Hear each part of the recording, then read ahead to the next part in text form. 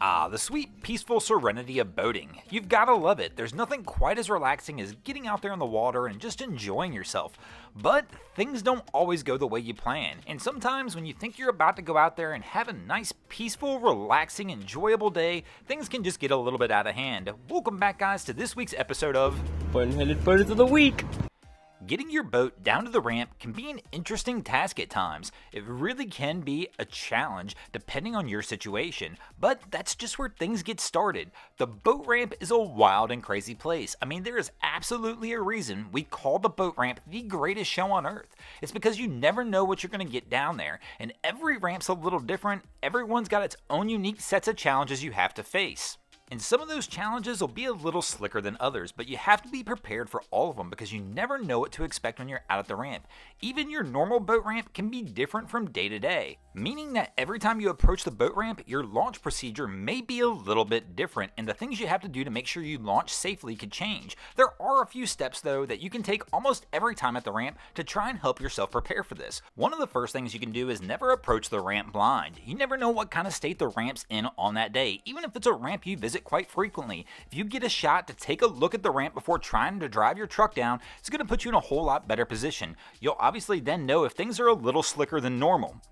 Another thing you can do to really help prepare yourself to be down at the boat ramp is make sure you show up with the proper equipment. If you show up with a trailer that's a little too small for the vessel you're trying to tow, or a truck that's not really rated to tow the vessel you're trying to tow, you can wind up with some serious issues. We see it all the time at a lot of the boat ramps we cover on the Miami Boat Ramps channel, where people just show up with a vehicle that's not rated to tow the vessel that they have on the back of the trailer, and all of a sudden they find themselves in a situation where they can't get their truck off the ramp and they wind up needing a little assistance to get the task completed.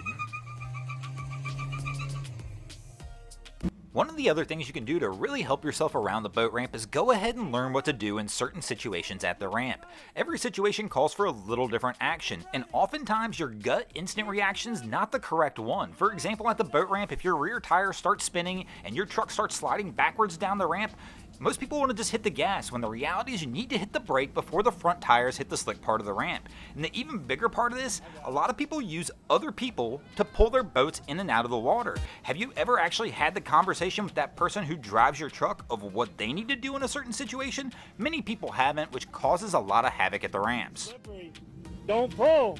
Slide lightly. Knowing what to do if your truck starts to slide backwards absolutely will make the difference between your truck staying high and dry or getting the free boat ramp car wash. But that's only part of the issues you'll deal with at the ramp. One of my favorite ones we have to deal with the ramp is other people. I mean, the boat ramp's already a wily place anyway, and we never know what we're quite gonna see down there. But other people are absolutely the X factor, because everybody down there's got a different plan for the day, a different type of boating they want to do, a different way of launching and pulling their boat, and all of that just adds to the chaos at the ramp. I mean, just imagine this one for a moment. You show up with a nice 3-hour window to go out with your family, and all of a sudden you find somebody who's doing something a little unorthodox in the way they're trying to pull their boat out of the water and take a little longer than they should out on the ramp. All of a sudden, this can kind of mess your entire day up because your whole day's been shortened. Now I know what you're thinking. Broncos Guru, especially if you're a new boater, this boat ramp thing is not for me. Of course, there are places you can store your boat on the water that may be a little bit easier than trying to go to the boat ramp, or you may find your own unique way of trying to launch your vessel compared to the traditional ways of doing things. I mean, that is one of the beautiful parts of boating. There is no one way of doing anything out here on the water, and everybody can find that method that really does work for them, whether it be going to the boat ramp or finding some other way to get your boat on and off the water. No matter what way you determine is the best way for your family to get your vessel out there and enjoy yourselves and have a good time,